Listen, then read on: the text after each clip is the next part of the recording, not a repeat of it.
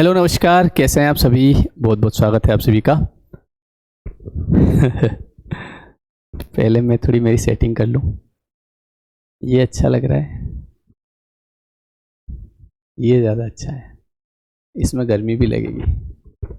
अभी क्या है ना, मेरे दादी जी जो है उनका देवलोक गमन हो गया है, तो इस वजह से मुझे करवाना पड़ा। सोचा थोड़ा नया एक्सपीरियंस हो जाएगा, तो मुझे लग रहा है केप की बजाय ऐसे ठीक है ना। क्योंकि उसमें मेरा ध्यान बार बार उधर जाएगा, मैं बात नहीं बता पाऊँगा और आप भी अच्छे से सुन नहीं पाएंगे। आपको ऐसे ढूंढना पड़ेगा मेरे को, कहाँ गया आदमी, इसमें दिखता नहीं हूँ मैं। चलिए, कमेंट करके ज़रूर बताइएगा कैसा लग रहा हूँ मैं, है ना।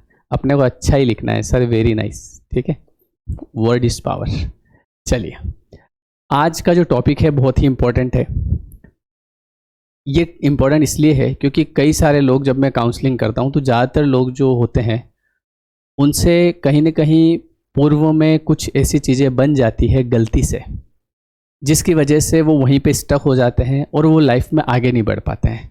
मतलब वो उसी बारे में सोचते रहते हैं कहीं ना कहीं कि यार मैंने ऐसी गलती करी। उसके बाद फिर वो वीडियोस देखते हैं कार्मिक अकाउंट से रिलेटेड कि ऐसा होने से ऐसा होता है, ऐसा होने से ऐसा होता है, तो वो कहीं ना कहीं उस चीज़ में इतने ज़्यादा परेशान हो जाते हैं कि उनको एंग्जाइटी, डिप्रेशन जैसी चीज़ें होने लगती है और लाइफ में आगे नहीं बढ़ पाते हैं।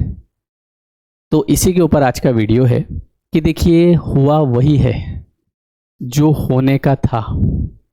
इस बात को आप समझो कि जो होने का था वही हुआ है। कहीं ना कहीं हो सकता है आपको उस चीज़ के लिए निमित्त बनाया गया हो, तो उसके लिए आपको अपने आप को हमेशा कोसना नहीं है कि यार मुझसे ये क्या गलती हो गई, मुझसे ये क्या पाप हो गया। ठीक है, हो गया, कोई बात नहीं। भगवान से जब आप किसी भी कितना ही बड़ा पाप हो जाए और उसके लिए जब आप क्षमा मांगते हैं तो वो इतने दयालु हैं कि आपको माफ़ कर देते हैं, लेकिन फिर दूसरी बार वो गलती ना होने पाए। मतलब ऐसा नहीं कि जैसे आपने कोई गलती, देखो एक तो ऐसा कि हमसे अनजाने में बन गई, नहीं पता था, कुछ ऐसी चीज़ें हो, जैसे मेरे पास काउंसलिंग में बहुत सारे अलग अलग प्रकार की चीज़ें आती है कि सर मेरे साथ ये चीज़ मैंने ये कर दी और मैं इसके लिए बहुत पश्चाताप कर रहा हूँ, मतलब अंदर ही अंदर जल रहा हूँ इस चीज़ के लिए। मैंने कहा फिर ठीक है, भगवान से एक बार इस चीज़ के लिए मन से माफ़ी मांग लो, आपको वो माफ़ कर देंगे। ऐसा नहीं है कि आपको इन चीज़ों को हमेशा से लेके चलना ही है ज़िंदगी भर, है ना। क्योंकि मनुष्य जन्म आपको मिला है तो आपके अंदर कहीं ना कहीं, देखो, ईश्वर भी आपसे कुछ काम चाहता है। वो चाहते हैं कि कुछ करो आप उनके लिए। तो अगर आप इस चीज़ को लेके बैठ गए तो आप आगे कैसे बढ़ोगे, क्योंकि ये चीज़ें तो बिल्कुल आगे नहीं बढ़ने देगी आपको, है ना। और रही बात ये कि कई लोग जो होते हैं अंदर ही अंदर घुटते रहते हैं, वो अपने आप को कोसते रहते हैं इस चीज़ को लेके कि यार मुझसे गलती हो गई। मतलब वो मानते हैं इस बात को कि गलती हो गई, ठीक है, लेकिन कहीं ना कहीं फिर भी वो चीज़ वहीं स्टक हो जाते, उससे बाहर नहीं निकल पाते। तो मैं आपको ये बताना चाहता हूँ कि आप ईश्वर से प्रार्थना करिए उस चीज़ के बारे में कि भगवान, मुझसे इस प्रकार का काम हो गया है, अनजाने में हुआ, मुझे उस समय इतनी समझ नहीं थी, आप मुझे माफ़ करें। आप निश्चित रूप से भगवान आपको माफ़ करेंगे, है ना। मैं आपको एक छोटा सा उदाहरण बताता हूँ। जब भगवान राम जी को वनवास हुआ, तो जब वो वनवास में गए और वनवास काट के जब वापस लौटे, तो सबसे पहले वो किससे मिले थे पता है? सबसे पहले वो मिले मंथरा से, जिसने आग लगाई थी, है ना। जिसने सबसे पहले माता को, वो माता कैकेयी को इस बारे में भड़काया था कि अगर राम को राजगद्दी मिल गई तो फिर जो आपका बेटा है भरत, इसका क्या होगा। तो ये आग किसने लगाई थी? मंथरा ने। तो सबसे पहले राम जी जो हैं, जैसे ही वहाँ पे आए अयोध्या, तो वो पहले वहाँ गए मंथरा, जो कि एक छोटी सी, मतलब अंदर एक तरह से बोला जाए तो जैसे वो गुफा वगैरह है ना, कोठरी, उसमें बैठी थी वो। क्योंकि उसे भी कहीं ना कहीं जैसे ही राम जी का वनवास जाना हुआ तो उसे कहीं ना कहीं एहसास हुआ कि यार ये मेरे से क्या हो गया। तो वो उसने सोचा कि अब मैं इस कोठरी से बाहर नहीं निकलूंगी, क्योंकि वो वहाँ जंगल वन वन भटक रहे हैं राजपाट छोड़ के मेरी वजह से, तो मैं भी इस दुनिया का सुख नहीं भोगूंगी, मुझे बस वहीं पड़े रहना है। और वो वहीं पड़ी रही। तो जैसे ही राम जी आए, पहले मंथरा के पास गए और उनको बोला कि माता, इसमें आपकी कोई गलती नहीं है। तो उन्होंने कहा कैसी गलती नहीं है, मेरी वजह से तुम्हें जो है इतने साल वन में रहना पड़ा, इतना कष्ट भोगना पड़ा। तो उन्होंने बोला कि ये कहीं न कहीं विधि का विधान था, आपको निमित्त बनाया गया था इस चीज़ के लिए। तो आपको इस बारे में परेशान होने की ज़रूरत नहीं है। तो वो सबसे पहले उनके पास गए, नहीं तो हमारे जैसे होते तो सबसे पहले ढूंढते कहाँ है, इसने मेरी ज़िंदगी बर्बाद करी। लेकिन राम जी को पता था कि होई है वही, होगा वही जो रच रखा है ना। जैसे एक गाना भी है इसके ऊपर कि लिखा है वो होना है, बाकी तो सब बहाना है, किस्मत का तो यही फसाना है। तो उन्होंने सबसे पहले जाके मंत्रा को आश्वासन दिलाया कि आप चिंता मत करो, जो होनी थी वही हुआ है, जो होना था वही हुआ है ना। और फिर उनको जाके कहीं, क्योंकि इतने दिन तक वो कहीं ना कहीं अंदर ही अंदर घुट रही थी, जी नहीं पा रही थी। फिर उसके बाद दूसरे नंबर पर कहाँ गए, माता केकई से मिलने, क्योंकि वो भी बड़ी परेशान थे। तो उनको कहा कि आप बिल्कुल चिंता मत करो, कहीं ना कहीं आप इस काम के, जो इतने बड़े बड़े काम मैंने किए हैं, रावण को मारा और भी बहुत सारी चीज़ें, तो उसके लिए आपको निमित्त बनाया गया था। तो इसलिए आप कृपा करके चिंतित न होवे। तो राम जी को भी पता था कि वो परेशान है इस वजह से, कहीं ना कहीं अंदर ही। तो भगवान देखते हैं आपकी तरफ, उनको पता है कि कहीं ना कहीं आप परेशान हैं, जो आपसे गलती हो गई है, होती है, बहुत लोगों से होती है। लेकिन कई सारे लोग उस चीज़ को एक्सेप्ट नहीं करते, यार कुछ नहीं होता है। लेकिन बहुत लोग ऐसे होते हैं जो मन के सच्चे होते हैं, वो बड़े दुखी होते हैं, परेशान होते हैं अंदर ही अंदर, और उस चीज़ को लेके ही बैठे रहते हैं, जीवन में आगे नहीं बढ़ते हैं। तो मैं आपको कहता हूँ कि ईश्वर जो है बहुत दयालु है, वो आपको माफ़ करेंगे। आप उनसे केवल क्षमा प्रार्थना कीजिए और अपने जीवन में आगे बढ़िए, आगे के सपने देखिए, आपके सपने जरूर पूरे होंगे। और एक और बात कि जब आप इस प्रकार के व्यक्ति बन जाते हैं, सतोगुणी व्यक्ति, तो ऐसे केस में अगर कुछ आपसे पाप बना है तो वो प्रारब्ध बन के आपके सामने आएगा और आपको पता भी नहीं चलेगा, आप उसको आराम से भोग लेंगे। जब आप इस चीज़ को एक्सेप्ट कर लेते हैं, भगवान की शरण में चले जाते हैं, है ना। लेकिन कई लोग ऐसे होते हैं जो इस चीज़ को मानते नहीं है, बोले अरे कुछ नहीं होता है और पाप करूंगा मैं, उनकी दुर्दशा होती है। लेकिन जो व्यक्ति एक्सेप्ट कर लेता है, मन से दुखी होता है ना, अंदर ही अंदर रो लेता है, तो भगवान उसको माफ़ कर देते हैं। तो इसलिए बिल्कुल अपने आप को कोसने की ज़रूरत नहीं है। बहुत लोगों से बहुत पाप बन जाते हैं, अनजाने में बन जाते हैं, है ना। तो आप अपने जीवन में आगे बढ़िए, आगे के सपने देखिए, आपके सपने जरूर पूरे होंगे। और जैसा कि मैं आपको कह रहा था कि जब आप धर्म के रास्ते पर चलने लगते हैं कि अब मुझसे पाप बन गया है, मैं आज के बाद ऐसी गलती नहीं करूँगा, तो फिर उसके बाद में आप कहीं ना कहीं उसके माध्यम से स्पिरिचुअलिटी में भी आ जाते हैं, सतोगुणी बन जाते हैं, आपके मन में अच्छे विचार होते हैं, आप कभी ऐसा काम नहीं करते। तो भगवान जो, अगर आपने बुरा कर्म किया है और आपको अगर लगता है कि नहीं मुझे उसका फल मिलेगा ही मिलेगा, तो मिलेगा, पर पता नहीं चलेगा।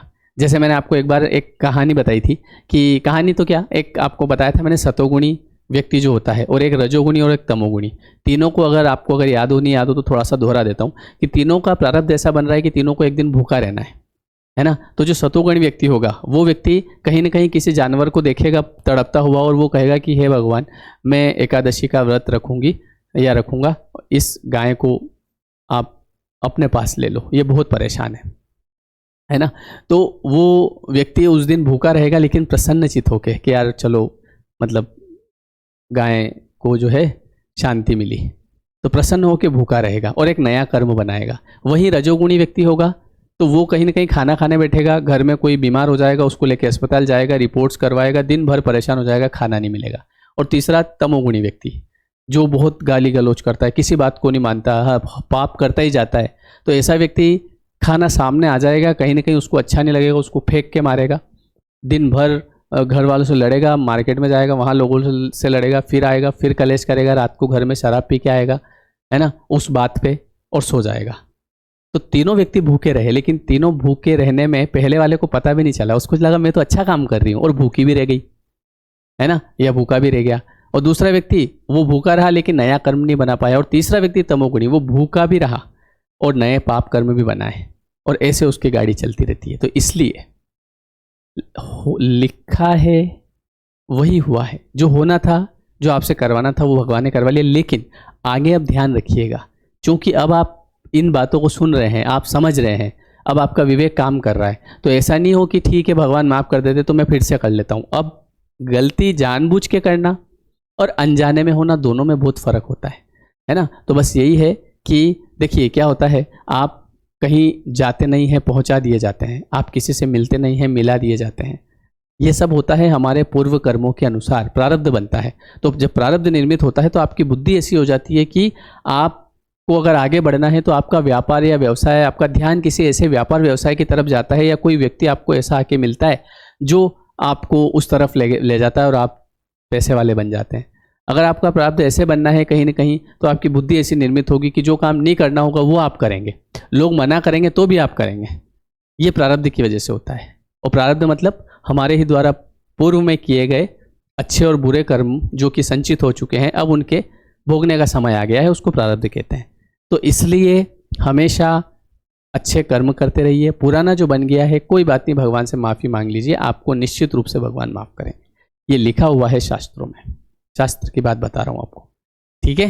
तो आई होप कि आपको मेरी ये बात समझ में आई होगी, है ना। मतलब जैसा प्रारब्ध बनता है ना, वैसी हमारी बुद्धि हो जाती है, वैसे हम काम करने लगते हैं। कई बार आपने देखा होगा कि हम सोचते हैं यार मैं इतना समझदार आदमी हूँ, मैंने ऐसा कैसे कर लिया यार, ऐसा कैसे हो गया मेरे से। वो होना था आपके हाथों से, इसलिए हो गया। कई बार आपने देखा होगा कोई व्यक्ति कहीं जाता है, गिर जाता है, फिर वो आके बोलता है कि अगर मैं यहाँ उस रास्ते से नहीं जाता तो काश नहीं गिरता। ऐसा नहीं, आपको उधर ले जाया गया है। अगर मैं ऐसा नहीं करता तो ऐसा हो जाता। अगर मैं इस लड़की ने मुझे प्रपोज किया शुरुआत में, मैंने हाँ कर ली और आज देखो ये ऐसी निकल गई। मैं अगर इसको हाँ नहीं करता तो काश मैं आज बच जाता। काश वाला तो कोई होता ही नहीं है। कई बार हम कहते हैं ना कि अगर ऐसा नहीं होता तो ऐसा हो जाता।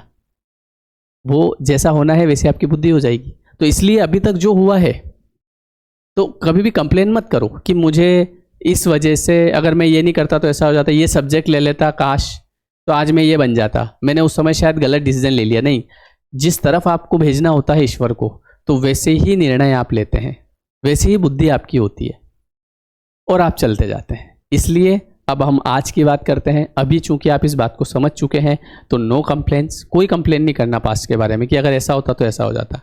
और कुछ गलतियां हो गई है तो कोई बात नहीं, भगवान मुझे माफ़ करेगा। और अब अपना ध्यान आगे की तरफ, अब मुझे अच्छे कर्म करना है, मेरे काम में पूरा मुझे 100% देना है। जैसे मेरा काम है तो मुझे 100% देना है, अच्छे काम करना है, आगे बढ़ना है, सपने देखना है बड़े बड़े और उनको पूरा करना है लॉ ऑफ अट्रैक्शन से, और वो पूरे निश्चित रूप से होंगे।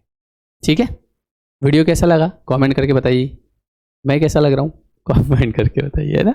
हाँ चलिए, चिंता नहीं करना है, सब बढ़िया होगा, एक नंबर मैं बोल रहा हूँ, है ना। सब ठीक हो जाएगा, चिंता कभी नहीं करना चाहिए। और हाँ, नया जो कोर्स है वो हम 24 जून से शुरू कर रहे हैं, law of attraction and happiness course. आप उसे जरूर ज्वाइन करिए, उससे आपके अंदर काफ़ी परिवर्तन आएंगे, आपकी सोच बदल जाएगी, आपका सबकॉन्शियस माइंड रिप्रोग्राम हो जाएगा। लॉ ऑफ अट्रैक्शन कैसे काम करता है ये हम उसमें सीखेंगे। तो डिस्क्रिप्शन में आपको लिंक दी है, उस पर क्लिक करिए, और अगर कोई प्रॉब्लम आ रही है तो एक नंबर दिया है, उस पर व्हाट्सअप करिए। ठीक है, तो आपको बता दिया जाएगा। 24 जून से रात 9 से 10 लाइव रहेगा। ठीक है, thank you everyone, thank you so much. मिलते हैं हम नेक्स्ट वीडियो में।